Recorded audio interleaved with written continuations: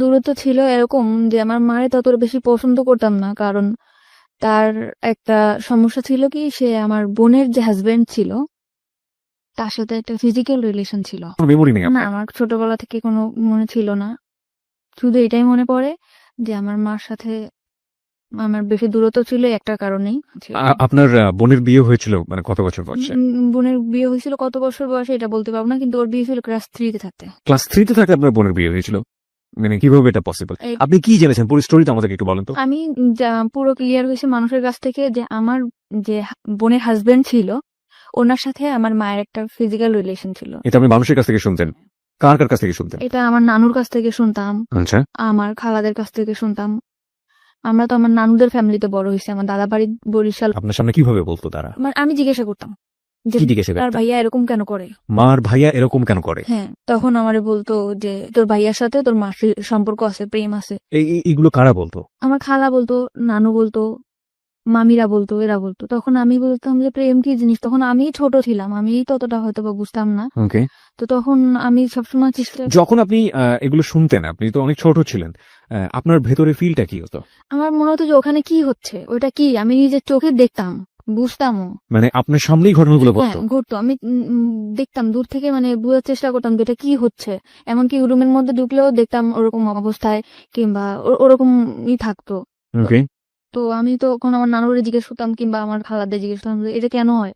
ওনারা কিছু বলতো না? না, ওনারা কিছু বলতো না, বলতো তোমার মার সাথে ওনার সম্পর্ক আছে। তাহলে মার সাথে যদি সম্পর্ক থাকবে তাহলে বোনের স্বামী হয় কিভাবে, এরকম আমার মাথার মধ্যে সবসময় এটাই করতো। আর আমার চিন্তা ছিল যে ওইটা ওখানে কি হচ্ছে। এই জন্য আমি আস্তে আস্তে বড় হলাম, তখন ক্লাস 6-এ যখন পড়ি তখন একটা ছেলের সাথে আমার সম্পর্ক হয়।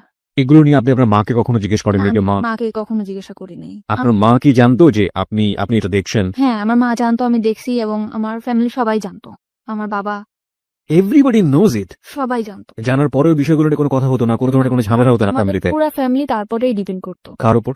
আমার দুলাভাইয়ের উপর। আপনার পুরো ফ্যামিলি এই ভদ্রলোকের উপর ডিপেন্ড করতো ইকোনমিক্যালি? জি। এবং এই জন্য কেউ কোনো কিছু বলতো না? না, কিছু বলতো না। ডিপেন্ড করতো মানে কি ধরনের ডিপেন্ড করতো? টাকা পয়সা দিয়ে হেল্প করতো। আমাদের তো কোনো ভাই নেই, কাজের কোনো নাই, আব্বাও তো সেরকম বেশি কাজ করতে পারতো না, এই জন্য আমার ভাইয়াই সাহায্য। মানে আমার বাবা ওটা জানতো? হ্যাঁ, আমার বাবাও জানতো। এবং জানার পরেও কখনো এগুলো নিয়ে কোনো ধরনের মনোমালিন্য, কোনো ধরনের ঝামেলা? আমি ততটা বুঝতাম না তো। বুঝতে পারতেন না? মাকে নিয়ে আপনার প্রাথমিক পর্যায়ের প্রথম মেমোরিটাই হচ্ছে এরকম একটা জিনিস আপনার চোখে পড়া। আজকের এই স্টোরিটা খুবই খুবই খুবই গুরুত্বপূর্ণ প্রিয় শ্রোতা, এবং যেটা হয়তো সমাজের অন্য কোনো লাখো মানুষের মধ্যে ওর গল্পটা মিলে যাবে না, কিন্তু একটা সন্তানের জন্য অনভিপ্রেত কোনো ঘটনা তার জীবনে কতটা ছাপ ফেলে এবং এটা শেষ পর্যন্ত কোথায় গিয়ে কি দাঁড়ায়। আমাদের সামাজিক মানসিকতার জায়গাতে আমরা যে সোশ্যাল সাইকিয়াট্রিক যে ব্যাপারগুলো আমাদের চারপাশে ঘটে যায় সেগুলো গণমাধ্যমে খুবই কম আসে, এবং এগুলো যে মানব জীবনে কতটা গুরুত্বপূর্ণ, নেগেটিভলি এগুলোর ইম্প্যাক্ট কতটা ভয়াবহ হতে পারে, কিংবা আদৌ একটা মানুষের জীবনে কতটা প্রভাব ফেলে, সেগুলো নিয়ে আজকের এই হ্যালো ইট 920 অনেক দূর এগিয়ে যাবে। আমরা একটু ওকে জানার চেষ্টা করি আসলে। ওকে ফাইন, আপনি যেটা বলছেন যে ক্লাস 6-এ আপনি একটা ছেলের সাথে বা কোন একটা, হ্যাঁ আমার মামার বন্ধু ছিল সে। হুম। তো আমি তার সাথে কথা বলতাম, সব ধরনের আর কি ফাজলামি করতাম। তখন আস্তে আস্তে বললো যে তোমার আমার খুব ভালো লাগে, তোমার আমার পছন্দ। আমি বলছি, ঠিক আছে। তখন আমিও আর কি ছিলাম যে ভালোবাসা কি জিনিস, ফার্স্ট টাইম 6-এ থাকতে এরকম আসছে, তখন আমি এটার মধ্যে করলাম। তখন আমি ওরে বললাম কি, আমি আমার মার বিষয়টা ওরে শেয়ার করলাম যে আকাশ, ওর নাম ছিল আকাশ, আকাশ এরকম আমার মা আর ভাইয়া এগুলা করে, তুমি আমার সাথে করবা? তখন ও বললো যে তুমি অনেক ছোট, আর আমাদের মধ্যে এরকম কেন হবে, যা হবে বিয়ের পর হবে। যে খবর ওরে আমি বলছি যে চলো আমরা একটা কিছু করি, ওইখানে কি হয় তুমি আমার একটু বুঝাও। যখনই বলতাম একটু বুঝাও, ও এড়াই যেত, কেমন জানি করতো না। ও আবার অনেক খারাপ ছিল ছেলেটা, যেরকম অনেক ধরনের নেশা করতো, এর জিনিস ছিনতাই করতো, ও করতো। তারপরও ওরাকে আমি অনেক ভালোবাসতাম। তখন ফার্স্ট টাইম আমার লাইফে ও আসছে, আমি ওরা অনেক ভালোবাসতাম। পরে আমার মামার সাথে একটা দ্বন্দ্বের কারণে ও আর কি চলে গেছিল। আচ্ছা। তারপরে আমি আমাদের স্কুলে যাইতাম, ওই বিষয়টা আমার মাথার মধ্যে সবসময় থাকতো যে ওইটা কি, ওইটা আমার জানতে হবে, ওইটা কি। মানে বাবা মা এবং দুলা ভাইকে যে অবস্থায় দেখেছেন? দেখছি। তখন আমি আরেকটা ছেলের সাথে সম্পর্ক হয়, তার নাম হচ্ছে ইমরান। দোকানে মানে ওর একটা দোকানে কাজ করতো ও। ওকে স্কুলে যাইতাম আসতাম, ওখানে ওর সাথে আমার রিলেশন হয়। তখন আমি ওকে বললাম যে একটা কিছু করি, তা বলতো কি যে বিয়ে করতে হবে। তাহলে আমি বলছি, যদি বিয়ে করতে চাচ্ছ চলো। আমার সবসময় ধারণা ছিল যদি বিয়ের পরে এই জিনিসটা হয় তাহলে ইমরানটা আমি যেভাবে হোক বিয়ে করবো। একটু জাস্ট বোঝার জন্য, মানে আপনার ওই বিষয়টার প্রতি এক ধরনের কিউরিওসিটি গ্রো করে? সবসময় মাথার মধ্যে খেলতেছে যে ওইটা কি হচ্ছে, ওখানে কি হলো, আমি ওইটা চাই। আকাশ বললো যে বিয়ে না করে এটা করা যাবে না, এই জন্য আমি চিন্তা করলাম যে আমি এটা বিয়েই করবো, সে যেই ছেলেই হোক। বিয়ে জিনিসটাও কি আপনি বুঝতেন না। না? আপনি এই বিষয়টা মার সাথেও কখনো শেয়ার করেননি, বড় বোনের সাথেও কখনো শেয়ার না। করেননি। আমি কারোর সাথে শেয়ার করি নাই। কেন কারোর সাথে করেননি? আমি মার সাথেও কথা বলতাম না, বড় বোনের সাথেও কথা বলতাম না, খুব কম। বড় বোনের সঙ্গে কেন কথা সে বলতেন? সবকিছু জানতো তো। জানার পরেও সেই বিষয়গুলোর না। আপনি বুঝতেন ব্যাপারটা খারাপ? হ্যাঁ, অবশ্যই। কারণ যেখানে ঘরের আড়ালে হইতেছে, একটা কোণে হচ্ছে, অন্ধকারে হচ্ছে, তখন কেন এটা হবে না? আমার নানুদেরকে জিজ্ঞেস করলে বলতো যে এরকম, এরকম ভালো না। উল্টাপাল্টা কথা বলতো। তো এগুলো নিয়ে আপনার মার সঙ্গে নানুদের সঙ্গে কোনো ঝামেলা নানুর সাথে, খালার সাথে সবসময় প্রশ্ন করতাম, কিন্তু মার সাথে তত বেশি আমার মনে পড়ে না। হয়তোবা করছি কি করি নাই, কিন্তু আমার মনে পড়ে না যে মাকে কখনো প্রশ্ন করছি যে, "মা তুমি এটা কেন করছো?" Curiosity, ultimate thing is curiosity, এবং এই কৌতূহলের কারণে আপনি একটা ছেলেকে প্রপোজ করলেন যে বিয়ে করবেন বা এরকম কিছু একটা, কারণ ও বলছিল যেগুলো বিয়ের পরে হয়, আপনার কিউরিওসিটির জায়গা থেকে। সে আমাকে বলছিল এটা বিয়ের পরে হবে। তো আমি বলছি ঠিক আছে, তাহলে আমি বিয়ে করতে চাই। ও ঘুরাইতে, ঘুরাইতে ৭ মাস কেটে গেল। ৭ মাস পরে ওরে আমি খুব জোর করলাম যে আমাকে এখন বিয়ে করতেই হবে। তখন আমি বাসা থেকে পালাই গেলাম। পালায় ওর একটা ফ্রেন্ডের বাসায় গেলাম। যাওয়ার পরে সে রাত্রের বেলা অনেক দূর ওর ফ্রেন্ডের বাসা। ওদের বাসাও আমাকে নেয় নাই। মানে ও বেশি বড় না। দুজন মানে ২ বছরের বড় ছোট এরকম হবে। আর তত বেশি ভালো কাজও করে না যে আমার চালাইতে পারবে। তারপরেও ফ্যামিলির অমতে বিয়ে করছে আমার ওই যে ওর সাথে আপনার বয়সের ডিফারেন্স কত ছিল? ২ বছর। মাত্র 2 বছরে। তখন আপনি ক্লাস 6 এ পড়েন। তার মানে আপনার বয়স যদি 11 হয়ে থাকে তাহলে ওর বয়স 13 থেকে 14 বছর। না, তখন আমি ক্লাস 8 এ পড়ি। তখন আপনি ক্লাস 8 এ পড়েন। ওকে। তার মানে আপনিও নাবালিকা এবং সেও নাবালক বলা যেতে পারে। তখন আপনার চেয়ে 2 বছরের বড় হলে ওর বয়স 16 বছরের মতো হবে, আপনার তখন 14 র মতো। ওকে, বলুন তারপর? তারপরে আমাদের ওই রাত্রেবেলা আমি ওরে বললাম যে, "এখন তো কিছু করতে পারো?" তো বলতেছে যে, "হ্যাঁ, অবশ্যই করতে পারি।" তখন আমাদের মধ্যে একটা হলো। তখন আমি বুঝতে পারলাম যে এই জিনিসটা এইটাই। এটার মধ্যে তেমন কোনো কিছুই না, এইটাই। তখন আমি আমার মার প্রতি আমার তত আরো বেশি ক্ষোভ হইলো, ঘৃণা হইলো যে এই কাজটা তো হাসব্যান্ড ওয়াইফ করতে পারে। তো আমার মা আর দুলাভাই কেন করবে? এরপরে ওর বাড়িতে নিয়ে গেল ৩-৪ দিন পর। ওর ফ্যামিলি থেকে মানতে চায় না। তারপরও মেনে নিল। মানে আপনি বিয়ে করার পর আপনার ফ্যামিলিতে জানালেন যে হ্যাঁ, আমার আপনি বিয়ে ফ্যামিলি থেকে তো অনেক ঝামেলা করতেছে। ওই যে আমার সে মামা আসে তো মনে করেন ওরে মার-টার দিতে যেতেছে, এ করতেছে, ও করতেছে, ওর নামে কেস করবে। বিয়েটা আপনারা কোথায় করলেন? কিভাবে করলেন? বিয়েটা করছি কাজী অফিসে। আমার নিবন্ধনের কাগজও চাইছিল। ওর একটা বড় ভাইরে দিয়া আর কি 18 বছর করে নিছিল। হুম। তখন একটা কাজীরে দিয়ে আমার বিয়েটা করাইছিল। তারপর? তারপর বাড়িতে আসলাম, পরে আমার মা বলল, "ঠিক আছে মানিয়ে নেবো, তো তুমি বাসায় আসো।" তো আমি বললাম, "ঠিক আছে আমি বাসায় আসবো।" বাসায় আসতে বেড়াইতেছি, তখন আমার মা ওরে খুব মার দিল।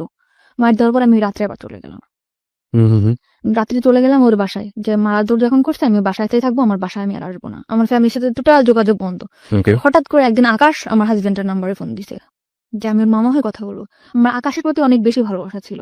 আকাশ মানে তোমার ফার্স্ট লাভ? হ্যাঁ। ওকে। তখন আমার মা বাবা বললো যে তুই যদি আকাশের সাথে বিয়ে করতিস তাও মানে নিতাম, তো তুই ফিরায় আমরা একদম, তোর তো ছোটবেলা থেকেই স্বপ্ন ছিল, মানে আমার ইচ্ছা ছিল যে আমার একটা ফ্যামিলি হবে, সুন্দর শ্বশুর বাড়ি। আমি সবসময় গল্প করতাম যে আমার এরকম শ্বশুর বাড়ি হবে ওরকম। তখন বললো যে আকাশের সাথে বিয়ে কর, বিয়ে করার পরে তোর আমরা মেনে নিব। তখন আমি বললাম যে ঠিক আছে। ইমরানটা কিন্তু আমি সত্যি ভালোবাসতাম না, শুধু ওই বিষয়টা জানার জন্যই আমি তারে বিয়ে করছিলাম। মানে শুধু কিউরিওসিটি নিবারণ করার জন্য। My goodness. ওকে। পরে আমি আকাশকে বললাম, ঠিক আছে আকাশ, আমি তোমার বিয়ে করবো, তুমি আমার বিয়ে করবা? তখন আমার মা ওরে শিখা দিলে যে বলো যে হ্যাঁ বিয়ে করবো। তখন বললো যে হ্যাঁ অবশ্যই তোমার বিয়ে করবো, তোমার আমি ভালোবাসি না। তখন আমি আমার বাড়িতে চলে আসলাম। আসার পরে তার 4 দিন পর ডিভোর্স করলাম ওরে। মানে ডিভোর্স করলেন আপনি নিজের ইচ্ছে? আমি নিজে ইচ্ছায় ডিভোর্স। জাস্ট এই কথাটা বলাতেই ফ্যামিলি থেকে যে আকাশের ব্যাপারটা হলে হতো, হ্যাঁ, আপনি নিজে থেকে আমার ডিভোর্স মা করে দেন? বাবা সবাই বললো যে হ্যাঁ ঠিক। মা বাবা বলে নাই, বাবা কখনোই আমার কোনো কথার মধ্যে আসে নাই। মা বললো, বোন বললো যে ঠিক আছে ওর সাথে বিয়ে দেবো, তুই আয়। তখন আমি চলে আসলাম। আয়সা আমি বললাম ঠিক আছে, তা আকাশের সাথে বিয়ে দাও। এখন আকাশের সাথে আমার বিয়ে দিতে চায় না। এখানে একটা বিষয় আপনাদেরকে একটু নোট করে প্রিয় শ্রোতা, আমাদের মানে পারিপার্শ্বিক এবং সামাজিক জায়গা থেকে সেক্সুয়াল এডুকেশন বা কি বলা যেতে পারে এটাকে, যৌন শিক্ষা আমরা যেটাকে বলি, সেটা প্রপারলি হয় না।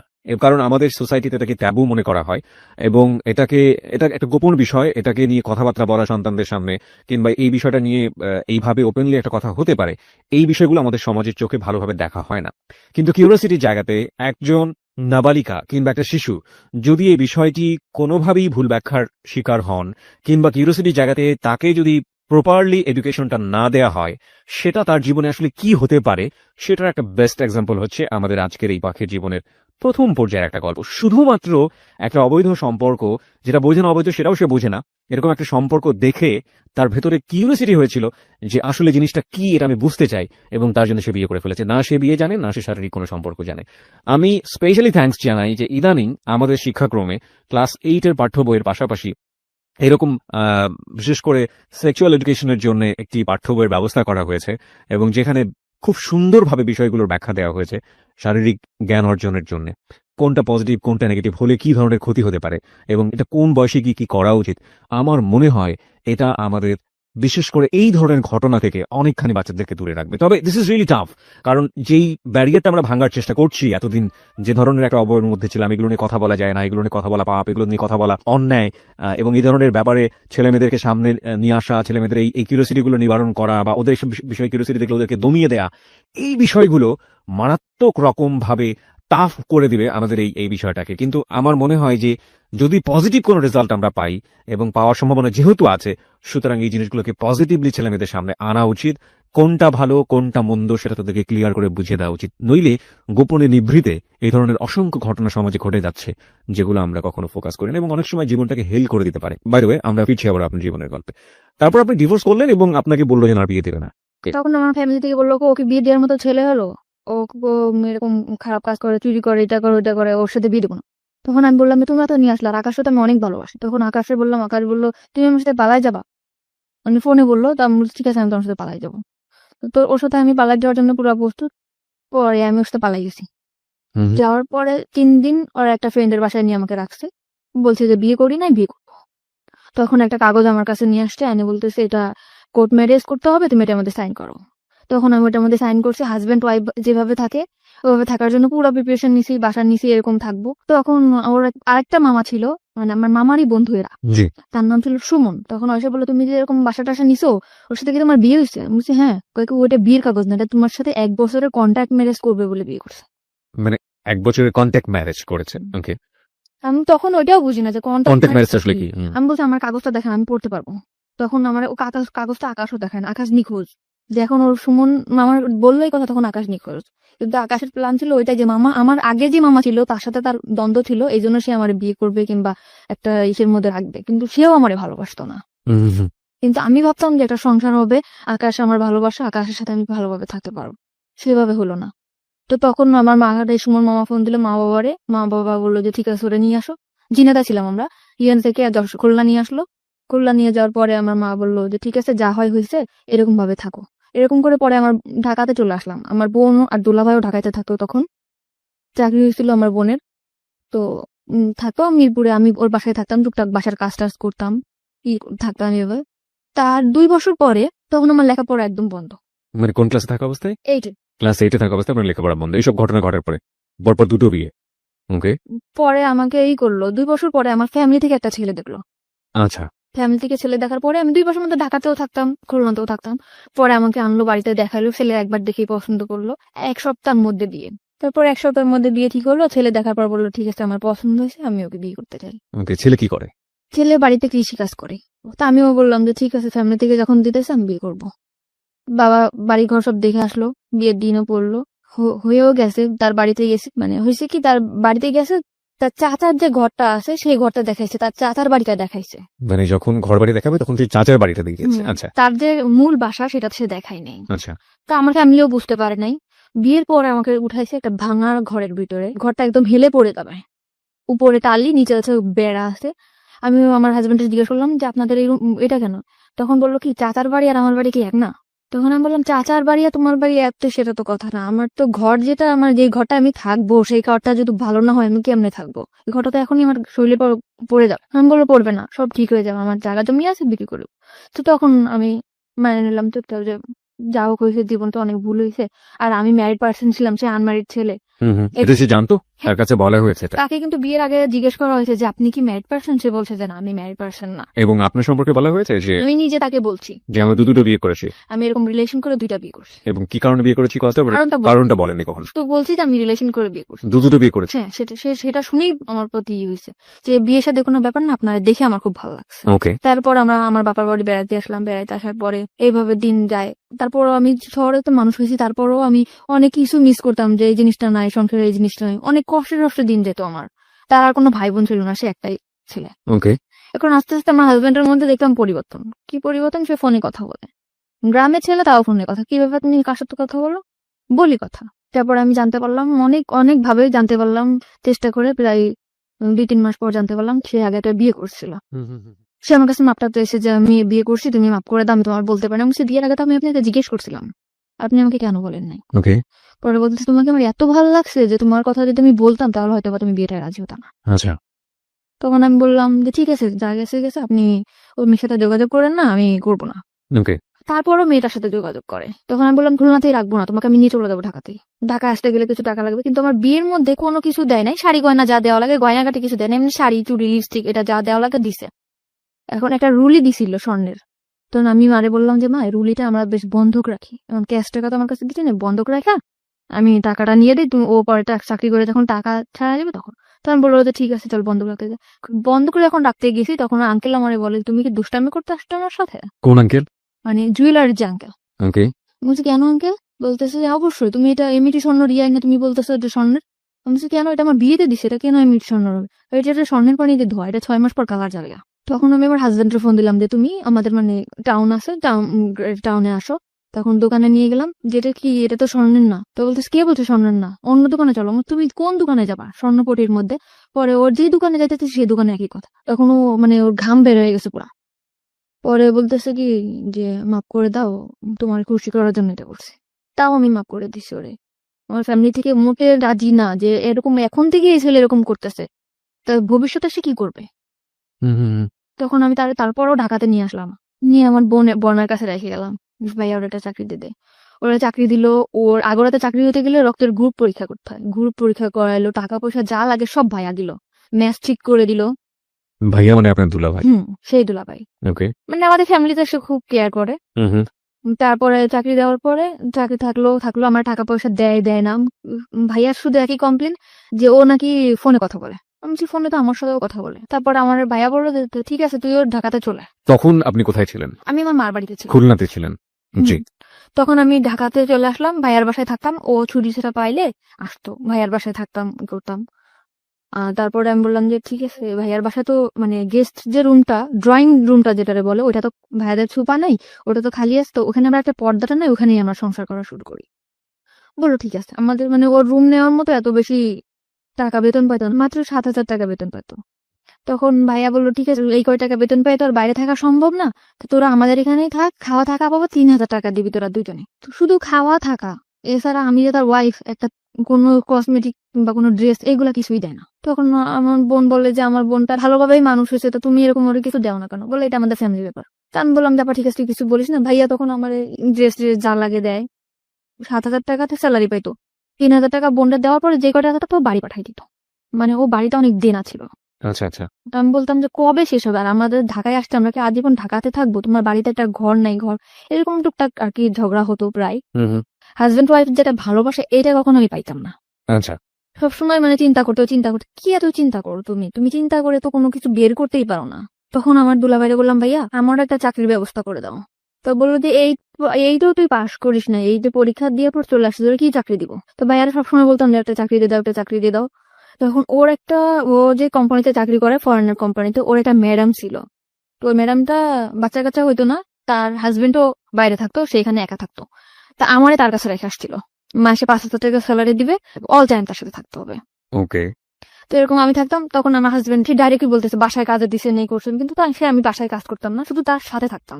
সাথে থেকে আপনার কাজটা কি ছিল? তার যেরকম ল্যাপটপটা ক্যারি করা? হ্যাঁ এটা আমি নিতাম, কিংবা হাতে কোনো পার্স আছে এটা আমি নিয়ে ওনার সাথে সাথে থাকতাম, কারণ ওনার একা একা থাকতে পারতো না। উনি যেখানে যেত আমাকে নিয়ে যেত, আমাকে বেশ বলতো যে আমার বোন। ওনারা ইংরেজিতে কি বলতো আমি জানি না। আমার খুব সুন্দর সুন্দর ড্রেস কিনে দিত, এই যে ওনার সাথে যেটা পরে আমি বেরোতে পারতাম, ওকে। এরকম করে ওনার মতো করে উনি রাখতো। তখন আমার হাজবেন্ডের আমার ভাইয়ের সাথে অনেক অশান্তি করলো। তখন আমার ভাইয়া বললো ঠিক আছে তোমার চাকরি করতে হবে না, তুমি চলে যাও। হুম হুম। তখন আমি বললাম যে ঠিক আছে আমি চাকরি করবো না। তখন আমি বলতাম যে আমার কোনো কাজও করতে দিলা না, তোমার হেল্প করবো তাও তুমি করতে দিলা না।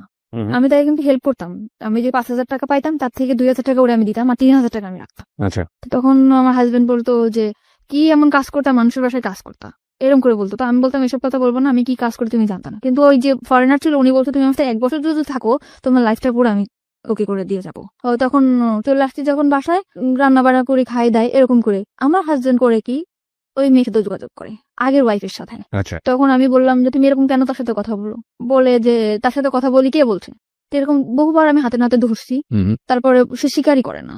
তারপর আমার সাথে অনেক ঝামেলা করে, ঝগড়া করে, এই করে। পরে আমি বলছি যে তুমি যদি এরকম করে থাকো তো তার সাথে তুমি থাকো, আমার সাথে কোনো যোগাযোগ করে তার সাথে থাকো, যাও। এক কথা বলার সাথে সে তার কাপড় চোপড় নিয়ে আমার ভাত থেকে নেমে চলে গেছে। ওকে। যাওয়ার পরে একটা মেসেজ উঠছে, তখন আমি ফোন দিয়ে আমার ফোন রিসিভ করো না, বলে কি তুমি যদি আমার সাথে আসতে চাও তাহলে এখন আসো। আমি আমার ফ্যামিলির বললাম আমি কি করবো, তোমরা দেখে শুনে বিয়ে দিছো, সে প্রথম থেকে এরকম করতেছে, আমি কি করবো এখন। বলে তার সাথে তুমি কোথাও যাবে না, তুমি তোমার ভাইয়ের বাসায় থাকো। তখন আমি আমার ভাইয়ের কাছে, বোনের কাছে থাকতে লাগলাম। আমার এই প্রথম 2-1 দিন, 4-5 দিন, 1 মাস 2 মাস ফোন দিছে, পরে আমার কোনো ফোন দিত না। ওকে।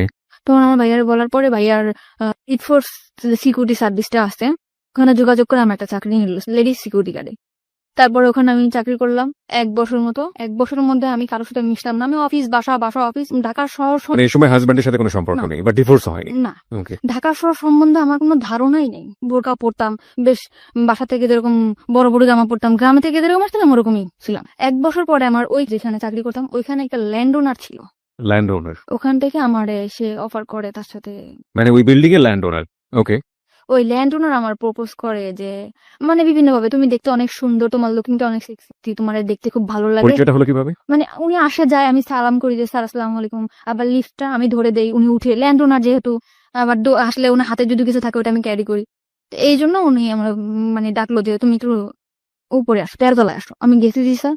পরে বলতেছে তোমার লুকিংটা অনেক সুন্দর, তোমার আমার খুব ভালো লাগে, তুমি আমার সাথে করবা, একদম ডাইরেক্ট। তখন আমি বললাম স্যার আপনি কি বললেন এটা, আমি আপনার সম্মান করি, তারপর আপনি এভাবে বলতে পারেন না। বাই দ্য ওয়ে, এখানে একটু মানে রিয়েলি রিয়েলি কনফিউজ। যেহেতু আপনি মোটামুটি একটা আইন শৃঙ্খলা রক্ষাকারী এরকম একটা বেসরকারি প্রতিষ্ঠানেই কাজ করতেন, সেখানে ওনার তো একটু ভয়ে ডর কিছু করা উচিত ছিল। মানে উনি ডিরেক্ট এইভাবে ডেকে নেবেন, আপনার অ্যাটিটিউডের মধ্যে কোনো কিছু কি ছিল এরকম যে কারণে ও আমি এটা? সবসময় অনেক রুড ছিলাম, আমার সাথে কেউ কথা বলতেও সাহস পেত না। আমরা যে কটা মেয়ে ছিলাম আমাদের সাথে কোনো ছেলেরাও কথা বলতো না, আমাদের যে ছেলে গার্ডগুলো ছিল সেও কথা বলতো না। পরে আমি বললাম স্যার আপনি আর কি, জাস্ট তোমার আমি দেখলাম যে তুমি তোমার জায়গায় কেমন অনেস্ট। ওনার কথাটা অনেক তাড়াতাড়ি ফিরায় নিল। তখন বললো কি যে আমার এখানে চাকরি করো, এখানে তো অনেক 13 তলা বিল্ডিং, অনেক ভালো ভালো লোকেরা আসে, তো তুমি কি কি করো না করো এই জন্য। তা দেখলাম ভালো, তুমি থাকতে পারবা এখানে, 1 বছর হয়েছে, আমি চাই যতদিন এখানে আছে তুমি থাকো। তখন আমি বললাম যে স্যার ঠিক আছে। তখন সে ল্যান্ড ওনার, তার উপর আমি কিছু বলতেও পারি না। তখন আমার যে জুন কমান্ডার ছিল তাকে আমি বললাম স্যার এরকম ভাবে আমার প্রপোজ করছে। কয় তোমার তো কপাল খুলে গেছে। সে কি মেল ছিল না ফিমেল ছিল? ছেলে ছিল। ছেলে। ওকে। তো তুমি যদি একটু সময় তার সাথে করো। আমি তখন ব্যাপারটা যে কি ব্যাপার, আমি এখানে ঢাকা শহরে কাজ করতে আসছি। তখন আমি স্যারে বললাম স্যার আমি যদি কাজ করেই খাবো তাহলে আমি যদি ওরকম করেই খাবো তাহলে তো আমার কাজ করার দরকার আসে না। এখানে আমি আমার শ্রম বিক্রি করতে আসছি, আমার শরীর না। তখন আমি তাকে এই কথাটা যখন বললাম সে আমার পড়ানোর আগে গেল যে তোমার জন্য আমাদের এই পোস্টটা থাকবে না। পোস্ট থাকবে না? হ্যাঁ, এই কথা বলার পর আমি ওখান থেকে চলে আসলাম আমাদের হেড অফিসে। উনি আমার নামে কমপ্লেন করলো, আমার যে জুন কমান্ডার স্যার উনি এরকম ডিউটি ভালো করে না, এই জন্য ওর নামে কমপ্লেন এসে, ল্যান্ড ওনার কমপ্লেন দিয়েছে, আপনি ওকে ডাকেন অফিসে। আমাকে স্যার ফোন দিল। আমি ভর্তি হওয়ার পরে কখন আর অফিসে যাই নাই, ওই ফার্স্ট টাইম। ওকে। খুব ভয় পাচ্ছি আমি, স্যার আপনি আমাকে কেন ডাকছেন, কি আমি জানি কি হয়েছে না হয়েছে। আমি পরে স্যারের বললাম যে স্যার আপনি আমার বাবার বয়স এরকম এরকম ব্যাপার। কি মা তাহলে তোমার ওখানে যাওয়া ঠিক হবে না, তুমি রিজার্ভে থাকো। রিজার্ভ? হ্যাঁ। ওকে। যে বিভিন্ন জায়গায় যেরকম সোনারগাঁ, রেডিসন, এরকম যেরকম পার্টি টাটি হয়, এখানে ডিউটি করলে তুমি ডিউটি করো। ওকে। এমনি সময় বাসায় থাকবা, তোমার স্যালারি 6,000 টাকা। 9,500 টাকা স্যালারি পাইতাম, ওখান থেকে 6,000 টাকায় চলে আসছে। ওকে। ওখানে বিভিন্ন ছেলেদের সাথে ডিউটি করতে হতো, আমি ওখান থেকেই খারাপ হয়ে গেলাম। মানে রিজার্ভে যাওয়ার পরে আপনি মানে হাউ ইট হ্যাপেন, মানে খারাপ হয়ে গেলাম বললে আপনি কিন্তু বুঝবেন না কিভাবে কি ঘটনাগুলো ঘটেছে? মানে একটা ছেলের সাথে মিশতাম, অমুক জায়গায় ডিউটি করতে হবে, আমাদের 2 জনের, একটা ছেলে একটা মেয়ে। কত কথা হয় না, কথা হইতে হইতে হইতে হইতে ওরা বলে যে আমরা এরকম ড্রিঙ্কস করি, আমরা অনেক মজা থাকি, তুমি কি এমন ড্রেস পরো, বোরকা পরো কেন, এখন কি মেয়েরা বোরকা পরে কিনা। আর আমার মধ্যেও না ওরকম একটা চঞ্চলতা কাজ করতো, আমিও চাইতাম যে না এদের সাথে খোলামেলা ভাবে থাক। এর ভিতরে এরকম থাকতে থাকতে আমাদের বাড়ির পাশে একটা বাড়ি ছিল, বাড়িটার নাম নাই, মানে আমাদের থেকে অনেক ভালো অবস্থা। Okay. ছেলেটা দেখতে শুনতে অনেক সুন্দর ছিল, সে যে আমার মতো একটা মেয়ে প্রপোজ করবে আমি ভাবতে পারিনি। আমি এর মধ্যে বাড়িতে গেছিলাম একবার, পহেলা বৈশাখে বাড়িতে গেছি। সে আমাকে ডাইরেক্ট বললো যে পাখি তোমার খুব ভালো লাগে, তোমার বিয়ের আগে থেকেই ভালো লাগে, তো তোমার সাথে আমি ফ্রেন্ডশিপ করতে পারি। আমি বললাম যে ঠিক আছে করতে পারো। তখন আমিও চাইছিলাম যে একটা মানুষ আমার জীবন থাকুক। এরকম করতে করতে না তার সাথে আমার ফোনে, সে থাকতো খুলনাতে, আমি থাকতাম ঢাকাতে।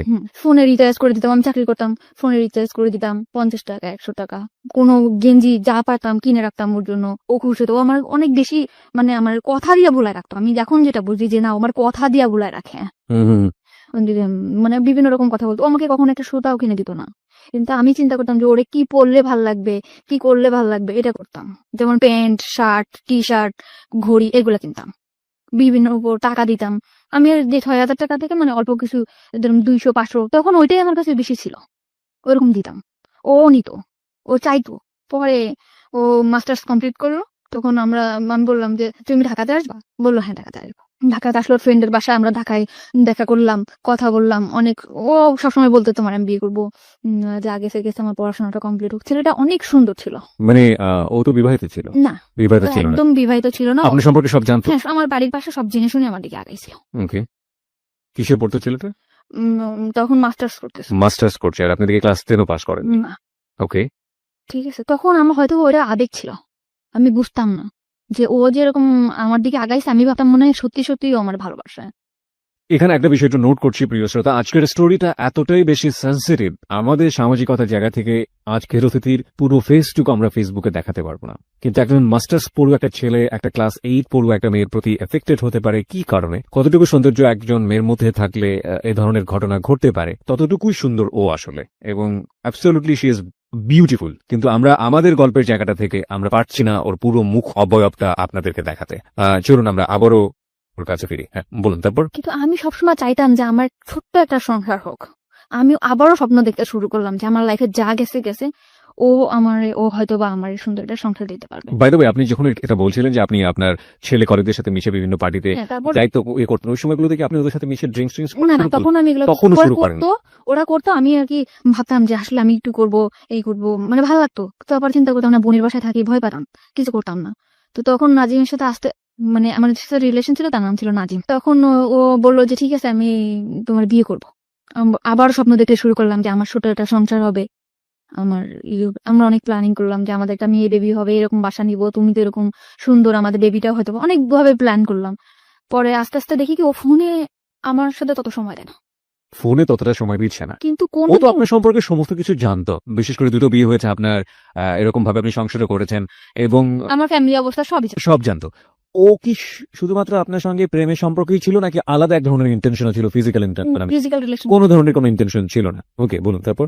আমি ফোনে টাকা ঢুকাই দেই, ও ফোনে কথা বলে অন্য মেয়ের সাথে। তা আমি ওর ফোনে টাকা ঢুকাই দিলেও আমি ওর ফোনটা রিসিভ করতাম না, কারণ আমি যে কোম্পানিতে চাকরি করতাম ওখান থেকে ফোন আমাকে দেওয়া হয়েছিল, মানে ওখান থেকে আমি ফোন করলে বিল পাইতো। ওকে। তো ওই ফোনটাতে আমি ওকে ফোন করতাম অল টাইম, কখনো ওর ফোন আমি রিসিভ করি নাই।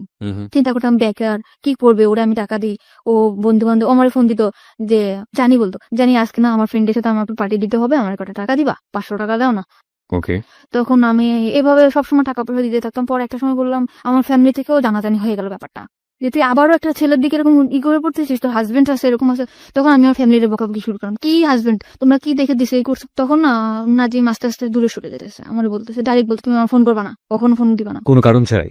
তুমি আমার সবসময় ফোর্স করো, কার সাথে কথা বলি, কি করি না করি, তুমি আমার তখন আপনার হাজবেন্ডের সঙ্গে একেবারেই আপনার যোগাযোগ অফ? একদম যোগাযোগ। বাই দ্য ওয়ে, আপনার হাজবেন্ডের নাম যেন কি ছিল? রিপন। রিপনের সঙ্গে আপনার যোগাযোগ পুরোপুরি অফ। জি বলুন তারপর।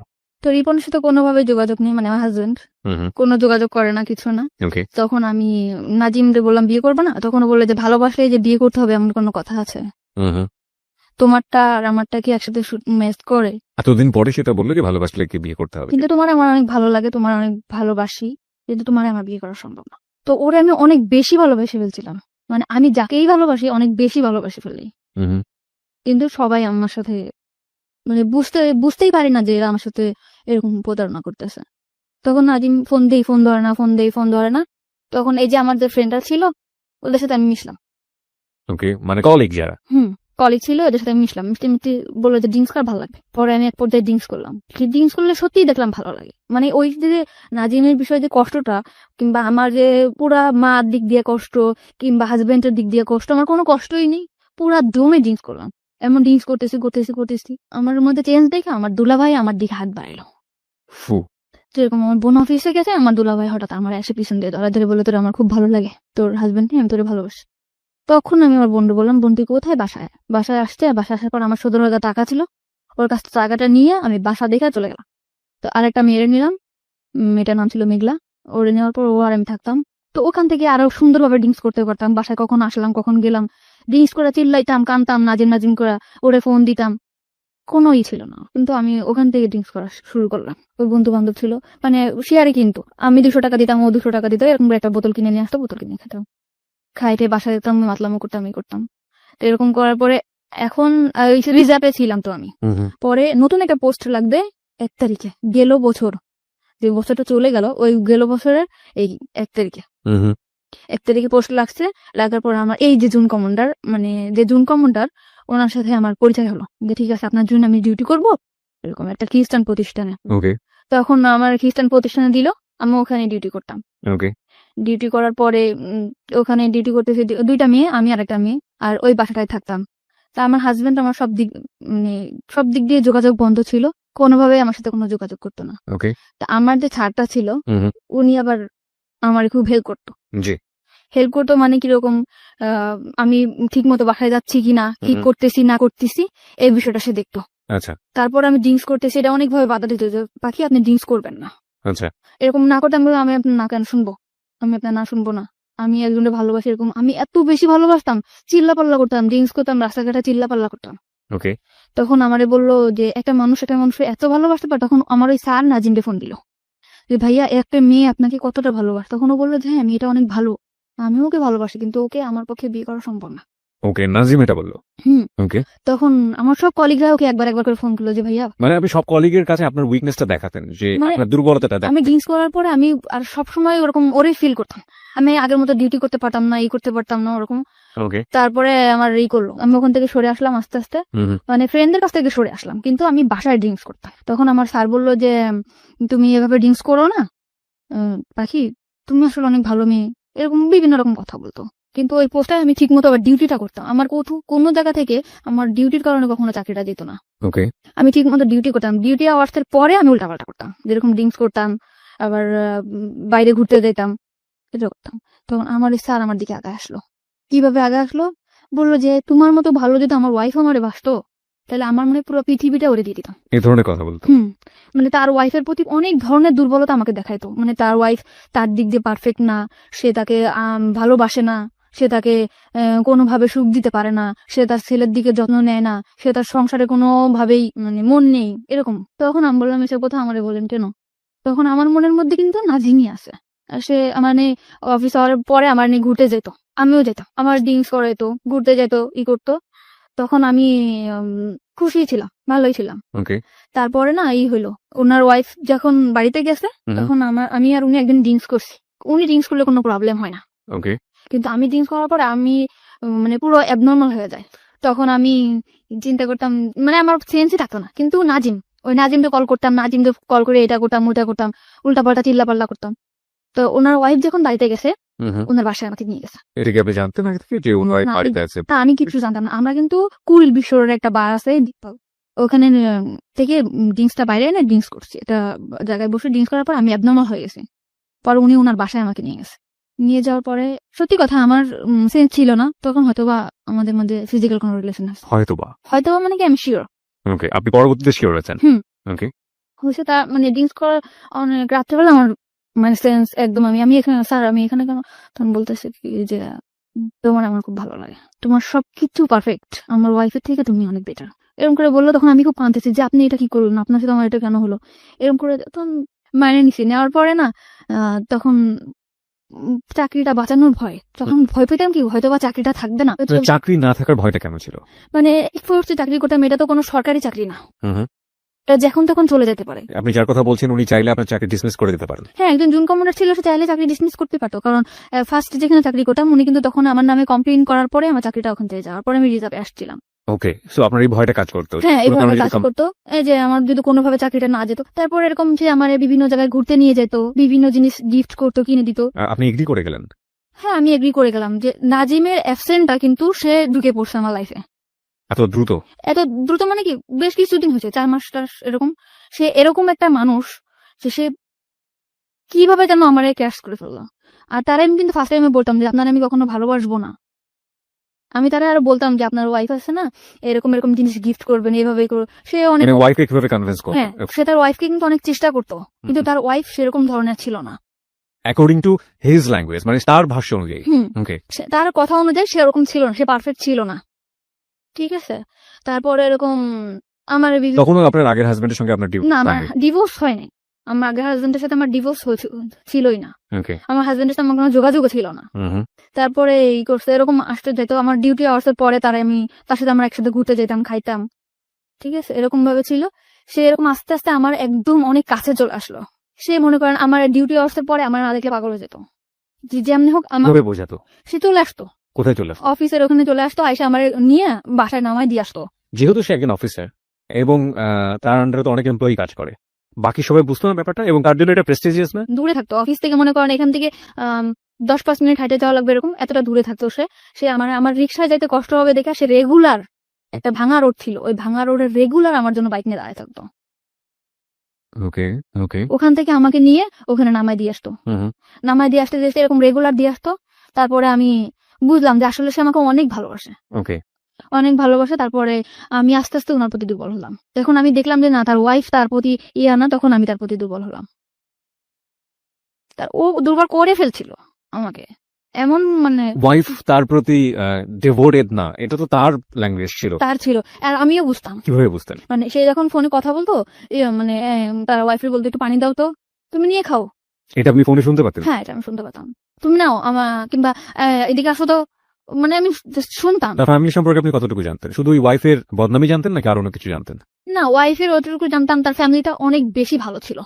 কিরকম? সে তার রুমে সে অনেক দিক দিয়ে তার ওয়াইফের সুখে রাখছিল, কিন্তু সে যে তার ওয়াইফ, সে কখনো মনে করতো না যে আমার হাজবেন্ডের সুখে আমি সুখী।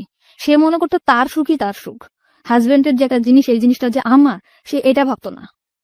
এটা তো তার ভাষ্য অনুযায়ী, আপনি তো তার পরিবারের মধ্যে ঢোকেননি। কখনো আমি তার এভাবে যেয়ে দেখি না, দেখেন নাই, সে তার যেভাবে বলেছে আপনি সেটা সেভাবে বোঝার চেষ্টা করেছেন। এভাবেই। ওকে ওকে।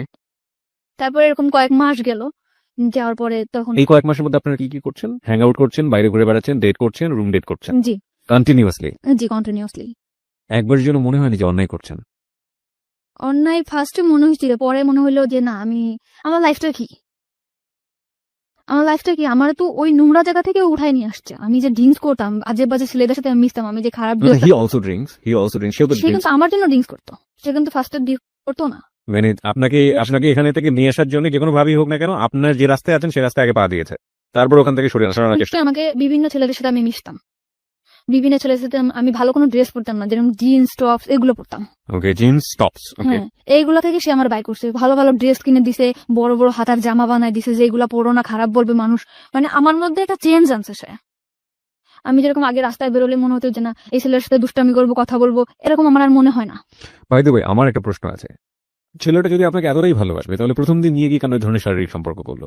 সে তো অন্যভাবে আপনাকে প্রপোজ করতে পারতো।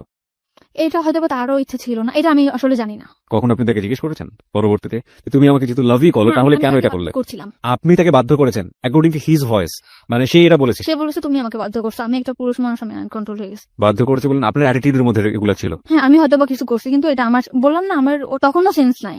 আমি you are not in sense. Okay, তারপর? ঠিক আছে, এরকম বলার পর তখন আমি একটা বাসা নিলাম। বাসা নিলেন মানে? মানে ওই বাসাটা ছেড়ে দিলাম, আমি আগে যে বাসাটা থাকতাম ওই বাসাটা ছেড়ে বেশ দিলাম। কয়েকজন ফ্রেন্ড মিলে থাক। হ্যাঁ, তখন আমি আলাদা একা একটা বাসা নিলাম। এক একটা বাসা কি ওর সিদ্ধান্ত অনুসারে নিলেন নাকি আপনি একা একা নিজে নিলেন? একা বাসাটা কেন প্রয়োজন হলো? ওর জন্য, আমি ওর একটা সময় কাটাবো, আমরা হাজবেন্ড ওয়াইফ থাকবো, বিয়ে করব। বিয়ে করার কথাও আপনাকে বলেছেন? হ্যাঁ, অল টাইম আমারে বলতো, যে আমি বলতো হ্যাঁ বিয়ে করবো, সমস্যা কি, তুমি আমার ওয়াইফ, সব জায়গা বলতো। ওর কখনো ভয় থাকতো না যে না, আমি একটা জায়গায় বলবো আমার ওয়াইফ, কখনো আমার নিয়ে ঘৃণা করতো না। ও বলতো যে তোমার আমি একটা পচা নর্দমা থেকে উঠে নিয়ে আসছি, তুমি আমার কাছে একটা পবিত্র। ও আপনার পাস্ট সম্পর্কে জানতো, অতীত সম্পর্কে জানতো? সব, আমার পুরা ফ্যামিলির ডিটেলসও জানতো, মা বাবা ভাই বোন সব জানার পরেও আমার প্রতি অনেক বেশি দুর্বল হয়েছে। তো এরকম করে সবসময় বলতো, অনেক অনেক লাভ করতো। বাসা নিলেন কোথায়? বাসা নিলাম অফিসের পাশেই। অফিসের পাশেই? আপনার কলিগরা জানতো যে এই ধরনের সম্পর্কে আপনি ওদের জড়াতেন? পুরোপুরি সিক্রেট ছিল বিষয়টা? হ্যাঁ, পুরোপুরি সিক্রেট। আমার সবাই জানতো আমার হাজবেন্ড আছে, আমার একটা বেবি আছে, বাচ্চা, মেয়ে বাচ্চা, এটা জানতো। আমিও সবসময় ফেস করতাম যে আমার একটা বেবি আছে, মেয়ে, এরকম করে ফেস করতাম।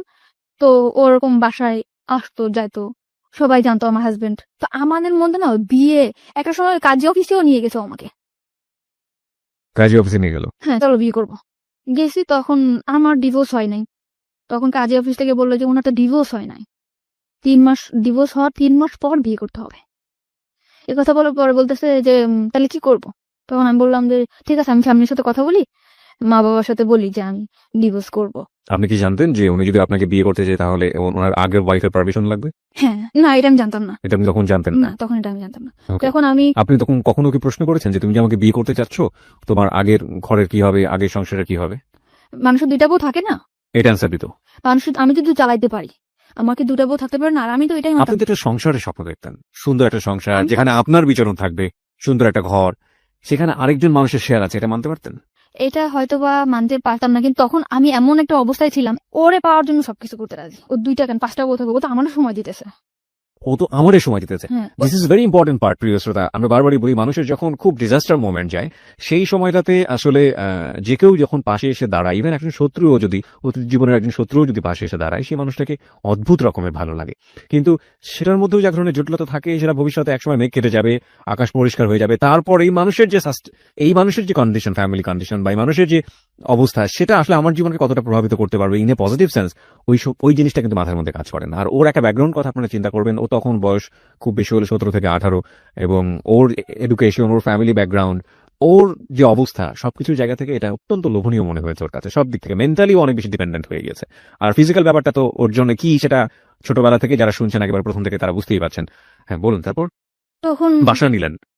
তো কাজী আমাদের বলল যে তোমার বিয়ে তো করতে হবে, বিয়ে তো করবা, আজ করো 3 মাস পরে করবো, কিন্তু সবচেয়ে বড় কথা হলো মানুষের শরীর, মানে লোক দেখানো বিয়ে এবং ইসের বিয়ে থেকে, মানে কাগজে কলমে বিয়ে, হাদিস মোতাবেক বিয়ে, যেটা থেকে সবচেয়ে মনের বিয়েটাই বড়। এটা হলে না, তখন আমি এটার মধ্যে কাজ করতে, যে আমাদের তো মনের বিয়ে তাহলে হয়েই গেছে, বিয়ে করব। আর ও যেখানে যাবে, আমার আমার ওয়াইফ, আমার সব জায়গায় বলতে আমার আমার ওয়াইফ, আমি বলতাম আমার হাজবেন্ড। আমার নাম কিন্তু ইসলাম ছিল না, আমি কিন্তু ইসলাম দিছি। কেন ইসলাম? মানে আপনি আপনার রিলিজন কি? আমার হচ্ছে আক্তার। মানে আপনি ধর্ম তো ইসলাম। হ্যাঁ, ইসলাম। তো ইসলাম কেন দিলেন? ওর নামের সাথে ইসলাম আছে এই কারণে, তার নামটার শেষে ইসলাম আছে, যে কারণে আপনি ইসলাম যোগ করে নিয়েছেন। ওকে। তখন থেকে কিন্তু আমার নামের পিছনে ইসলাম যোগ করলাম, এবং সে নাকফুল, এই যে নাকফুলটা তার দেওয়া, যে আমাদের বিয়ে হয়েছে এভাবে। ও নাকফুলটা সে আপনাকে গিফট করলো? হ্যাঁ, সে আমাকে গিফট করলো। ওকে। তো নাকফুলটা গিফট করলো, যে হাজবেন্ডের নাকফুল থাকে, আমি নাকফুল পরলাম। দেন বাসা যেরকম, আমার বাসাটা সবসময় গুছানো গাছানো থাকতো, সে যেরকম পছন্দ করতো, সে কিন্তু অনেক বেশি পছন্দ করতো যে আমি যাতে সবসময় টিপটাপ গুছানো গাছানো থাকতাম। এরকম আমি সবসময় গুছাই গাছাই রাখতাম। আর বাসার ফার্নিচার গুলো কি সে কিনে দিল? আমার বাসার যত যা কত টাকা ভাড়া ছিল বাসা? 5,500 টাকা। ওকে। তো এরকম সবকিছু সে কিনলো, টিভি, তারপরে আপনার যা যা সংসারে যা যা লাগে সব সে কিনলো। মানে সে আর একটা সংসার করলো এখানে নতুন করে। Okay. তাকে দেখে কখনো বোঝা যাবে না যে সে কখনো আমার ভবিষ্যতে ঠকাবে। ঠিক আছে, এরকম করে থাকলাম কিছুদিন। থাকার পরে আমি আবারও, মানে আমি এটা থাকলেও না, আমার ফ্যামিলিতে হয়েছে এর মধ্যে মিস করছি। এর মধ্যে আমার ফ্যামিলিতে টুকটাক জানাইতাম যে আমার আর কোনো দরকার নাই। মানে আমার ফ্যামিলিতে আমি খুব বেশি অহংকার করা শুরু করলাম তখন, কেন অহংকার করলেন? যে আমার ওইরকম মানে আপনার কি এরকম চিন্তা কখনই সবসময় কাজ করতে, যে আপনি ফ্যামিলি থেকে ডিটাচড হতে চান, ফ্যামিলি থেকে নিজের মতো করে একটা? সময় চাইতাম যে আমার ফ্যামিলি থেকে আমি দূরে চলে যাই, আমার ফ্যামিলিটা আমার পছন্দ না। ওকে। তা আমি বলতাম যে আমার এখন তোমাদের পর আমার আর ডিপেন্ড করতে হবে না, আমি এখন আমার মতো করে থাকতে পারবো। আমার লাইফে এমন একটা মানুষ আসছে যে তোমাদের কথা আমার চিন্তা করতে হবে না। মানে সবসময় অহংকার করতাম আমার ফ্যামিলির প্রতি, যে তোমরা কেমন থাকো তার থেকে ভালো আমি থাকি, আমি অনেক বেশি ভালো থাকি, এরকম করে বললাম আমার ফ্যামিলিতে। এবং সেটা কি জানতো যে কি কারণে আপনি এই অহংকারটা করছেন? হ্যাঁ, তারা আমার প্রশ্ন করতো যে কেন এরকম করো, তুমি বিয়ে করছো? হ্যাঁ, মানে আমার ফ্যামিলিতে আমি বলতাম যে আমি বিয়ে করছি, আমি ভালো আছি। আমার বাসা আমার বোনও চিনতো না, আমার মাও চিনতো না। বলতে মানে না কখন? না, বলতাম ভালো আছি। ওকে। আর বলতাম ভালো আছি, এই জন্য তারা কখনো চাপও দিত না যে না আমি ভালো আছি। ওকে। আর আমার গার্জিয়ানরা তত বেশি শক্ত ছিল না, যে অন্যান্য বাচ্চারা যেরকম দূরে থাকলে মারধর করে একটা জায়গায় আনে, আমার মনে হয় ওরকম কখনো আমি পাই নাই, শক্ত গাইডেন্স। শক্ত গার্জেন আমি পাইনি। কিন্তু ও আমার অনেক বেশি শক্ত গার্জেন। ওর পারমিশন ছাড়া আমি কখনো বাসার থেকে নামতাম না, কখনো কোনো কারোর সাথে যোগাযোগ করতাম না। তো ওই চাকরিটা চলে, মানে রিজার্ভ থেকে আসার পরে ওর কাছে যখন আসলাম, পুরা সিম কার্ড, পুরা সবকিছু বন্ধ করে দিলাম ওর মতো করে। শুধু ওর নাম্বার, বোনের নাম্বার, দুলাভাইয়ের নাম্বারটাও ছিল না, বাবার নাম্বার, মার নাম্বার, এই কজনের নাম্বার ছাড়া আমার কোনো কলিগের নাম্বার, কারোর সাথে কোনো যোগাযোগ আমার ছিল না। আমার পৃথিবীটাই ও ছিল, আমার অফিস আর ও, এছাড়া কিছু না। ও তেমনি, মানে যতটুকু সময় অফিসে থাকবে, অফিস শেষ করে বাসায় যে ড্রেসটা চেঞ্জ করে আমার বাসায় চলে আসবে। রাত 10টা, রাত্রে থাকতে পারতো না, যেহেতু সে ম্যারিড পার্সন, চলে যেত রাত্রে। তো এরকম পাশের ফ্ল্যাটের বাড়ি জিজ্ঞেস করতো, ভাবি ভাই আজ কেন চলে যায়? আমি সে বলতাম যে সে জুন কমনটা, সে রাত্রে নাইট চেক করতে হয়, অবশ্যই তাকে যেতে হবে। ওকে, মানে বাসার লোকজন জানতো আপনার হাজবেন্ড সে। সবাই, মানে দোকানে যে খাইতাম দোকানের লোক জানতো, এলাকার লোক জানতো, পাশের বাসার মানে পাশের ফ্ল্যাটের লোক জানতো, সবাই জানতো। তো আমার ফ্যামিলিতে আমি অনেক বেশি কড়া করে ফেলছিলাম যে তুমি আমার মা, তোমার আমার লাগবে না, তোমার মানে অনেক বেশি খারাপ ব্যবহার করতাম, লাগবে না, কারোর লাগবে না, আমি অনেক ভালো আছি, সবার থেকে আমি ভালো আছি, এরকম অহংকার করা শুরু করলাম। তাদের দিক থেকে আমি অনেক দূরে চলে আসলাম। ওকে, তারপরে আমার মা বললো যে ঠিক আছে, যদি বিয়ে করে থাকো ভালো। তখন আমি ওরে, এরকম যাচ্ছে দিন যাচ্ছে, তখন আমার মধ্যে কাজ করে যে তখন আর কি একটু বাস্তববাদী মনে হয় হচ্ছিলাম, মানে চিন্তা করতাম যে আসলে কি এটা আমার হবে। আমার মনের মধ্যে কিন্তু কাজ করতো যে সে তো আমার হাজবেন্ড না, সে কি আমার সাথে থাকবে, শুধু এটা মনে হতো। এখন আমার মা কিন্তু আমার বলতো, কিংবা ফ্যামিলির সবাই বলতো, মা বলতো যে ছেলে যদি ভালো হয় তো ভালো, আর সবসময় চাইতো যে আমি এটা বিয়ে করি, সংসার করি, আমি নিজের মতো করে বিয়ে করি, যাতে আমি আর আমি সবসময় তো আমার ফ্যামিলির বকাবকি করতাম যে কি বিয়ে দিছো, আমার লাইফটা কেন এরকম হলো। এরকম বলার পরে বললো যে তুই যদি ভালো থাকিস তো ভালো।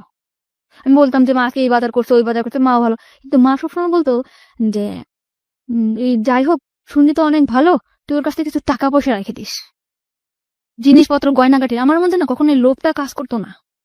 ও কিন্তু অনেক ভালো একটা জব করে, আমি কিন্তু ইচ্ছা করলে ওর কাছ থেকে অনেক টাকা যখন তখন নিতে পারতাম। আমি সংসারিক খরচ ছাড়া ওর কাছ থেকে কখনো টাকা নিতাম না। মানে আমার মা কিন্তু সবসময় বলতো যে ওর কাছ থেকে টাকা নিয়ে রাখবি, 10,000 টাকা 5,000 টাকা নিয়ে রাখ। এই কথাগুলো কিন্তু ওরা আমি কখনো বলতাম না, কারণ আমার ফ্যামিলি অনেক বেশি ছোট হয়ে যাবে ওর কাছে। ঠিক আছে, এরকম টাকার কথা বলতো। মামি আপনার মা কবে জানলো ওর সম্পর্কে? মা তো পরে বলার কথা। বোনের বাসা থেকে চলে আসার পরে কিভাবে? আমি ফোন দিয়ে বলছি ফোন দিয়ে কি বলেছিলেন? যে আমি মানে আমার বললো যে তুই বাড়িতে আসিস না, যোগাযোগ করিস না। তখন আমি বললাম ভালো আছে, আমি বিয়ে করছি। তখন ওর সাথেও ফোনে কথা বললো। ওর সঙ্গে কথা বলতো, কি বললো? বললো আন্টি আন্টি আমি ওর সাথে একসাথে চাকরি করি, ভালো, ও খুব ভালো মেয়ে, এই সেটা বলতো, কিন্তু আমাদের মধ্যে যে রিলেশন আছে ও বলেনি। মানে ওইটা বলেনি যে ও আপনাকে বিয়ে করেছে? না, ওকে, কিন্তু ও বললো যে ওর নিয়ে কোনো টেনশন করা লাগবে না, আমি আছি ওর পিছনে, সারা জীবন থাকবো। ওকে। ওর স্ট্যাটাস কি, ফ্যামিলি স্ট্যাটাস কি অবস্থায় আছে কিছুই জানে না না আপনার ফ্যামিলি? না, ওকে, ফাইন। তারপর? কিন্তু বলছিলাম মারে যে মা, মানে পরে বলছি যে মা আমি, ও কিন্তু পরে বললো যে ও সব জানে শুনে তোর বিয়ে করছে। আমি বলছি হ্যাঁ, ওর একটা বাচ্চা আছে, কিন্তু ওর বউ নেই। কিন্তু ওর বউ নেই? মারে মিথ্যা কথা বলছি যে মা, আমার পুরো ফ্যামিলিতে বলছি যে ওটা বাচ্চা আছে কিন্তু ওর বউ নেই। এটা বলার পরে তো বললো ঠিক আছে, তুই যদি সুখে থাকিস তুই থাক। কিন্তু আমার সবসময় আমার মা কান ভাঙানি দিত, তোর কাছে টাকা নিয়ে, এটা নিয়ে, ওটা নিয়ে, কিন্তু এটা আমি নিতে পারতাম। ওর কাছ থেকে টাকা নিয়ে এটা নিয়ে ওটা নিয়ে? ওকে।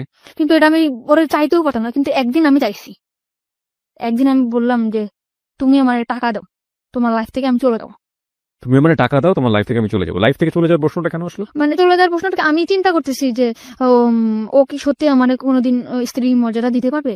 আমরা যেখানে একটা জায়গায় চাকরি করি সবাই তো জানে যে আমি কোন জায়গা থেকে আসছি, আমি জিন্স করছি সবার সাথে, ওর যে একটা রেকর্ড, এটা তো খারাপ হবে অফিসে। Okay, very good, very good, very good thinking. তারপর? ঠিক আছে, ওর যে একটা মানে যে পজিশনে আসছে সবাই তো ওরা অসম্মান করবে। হ্যাঁ, তো আমি যদি এরকম একটা জায়গা থেকে আসছি, আমার লাইফে এত দুর্ঘটনা, সবাই কি ভাববে, তা আমি ওর লাইফ থেকে চলে যাবো। এটা আপনার মধ্যে সেন্স গ্রো করেছে নাকি ওর আচরণের মধ্যে জিনিসগুলো ছিল? কখনো আচরণ চেঞ্জ হয়নি, ও কখনো আমার দূরে সরাইতে চায় না। আমি সবসময় বলতাম আমি চলে যাবো, থাকবো না, আমি তোমার সাথে থাকবো না, এটা বলতাম। ওকে। আর আমার মধ্যে কাজ করতে হচ্ছে আমার সাথে তো বিয়ে হয়নি, আদৌ কি থাকবে, সবসময় দুর্বলতা। না, একটা জিনিস আমি বুঝতে পারছি, সেটা হচ্ছে যে আপনার নাজিমের সঙ্গে তখন তো আপনি চাইলে ডিভোর্স দিতে পারতেন, যেহেতু আপনাকে বিয়ে করতে চাচ্ছে। আপনি ডিভোর্সটা কেন দেননি? আপনি কেন ডিভোর্স দেননি? আমি চাইছিলাম যে সে ডিভোর্স দিক। নাজিম আপনাকে ডিভোর্স দিক? নাজিম না, রিপন। সরি, রিপন আপনাকে ডিভোর্স দিক। হ্যাঁ। রিপন আপনাকে ডিভোর্স আর ওর দিয়ে আপনার লাভটা কি? না, আমি ওর প্রতি আমার কোনো ইয়াই ছিল না। তো তাহলে আপনি কেন দেননি? ওর প্রতি মানে ওর পিছনে আমি চিন্তা করতাম যে ওর পিছনে আমি 1 সেকেন্ড নষ্ট করি, ওইটাই আমার নষ্ট। ডিভোর্স যা হয় হোক। কিন্তু আপনার তো এই ভদ্রলোককে পাওয়ার জন্য, বিয়ে করার জন্য আপনার অন্তত আপনার জায়গা থেকে পথটাকে ওপেন মানে খোলাসা রাখতে হবে। সেই জায়গাটা থেকে তো আপনাকে সিঙ্গেল স্ট্যাটাসে আসতে হবে। আপনি তো কাগজে কলমে তখনও কারো না কারো বিবাহিত বউ। তো আপনার কখনো মনে হয়নি যে আপনি ওকে ডিভোর্স দিয়ে দিবেন, রিপনকে ডিভোর্স? তো বহুবার মনে হচ্ছে যাই ডিভোর্স করি, আবার মনে হচ্ছে না করবো, সমস্যা কি। কিন্তু ওইভাবে যদি আমি জানতাম যে আসলে আমাদের অমুক ডেটে বিয়ে, কিংবা আসলে বিয়েটা মানে হচ্ছে, ফিক্স করা যদি থাকতো তাহলে আপনি এরকম একটা, এটা আসলে বিয়ের ব্যাপারটা খুব ইমোশনাল ছিল, চলো করে ফেলি, চলো করে ফেলি, তারপর আবার যা সেরকম অবস্থায় চলে যাওয়া। ওকে, মানে সিরিয়াস ছিলেন না আপনার আলটিমেটলি। ইমোশন যখন আসতো তখন সবকিছু করে ফেলবো, ইমোশনটা থেমে গেলে আবার আগের জায়গায়। Very important. ওকে, তারপর? তখন আমি ওরে বললাম যে আমি তোমার লাইফ থেকে চলে যাবো। তখন ও বললো কেন চলে যাবা। আমি বললাম, থাকবে না, কারণ এইভাবে হয়, তুমি কখনো আমার সাথে রাত্রে থাকতেছো না, তুমি আমার বিয়ে করতেছো না, আমি এভাবে কি সংসার জীবন হয়, আমার একটা সংসার নয় এটা। তখন ও বললো যে তুমি আমার লাইফ থেকে চলে যাও, তুমি টাকা চাচ্ছ, তুমি টাকা নিবা, কিন্তু এই বাসায় থাকবা, তুমি এই বাসা থেকে কোথাও যেতে পারবা না। ও টাকার নিয়ে আপনাকে প্রশ্ন করেনি যে তুমি টাকা দিয়ে কি করবা? কোনো দিনও প্রশ্ন করে নেই। কোনো প্রশ্ন সে করেনি, না। টাকা চাচ্ছ টাকা নিবা। হ্যাঁ, Okay, টাকা তারপর? চাচ্ছ টাকা নাও,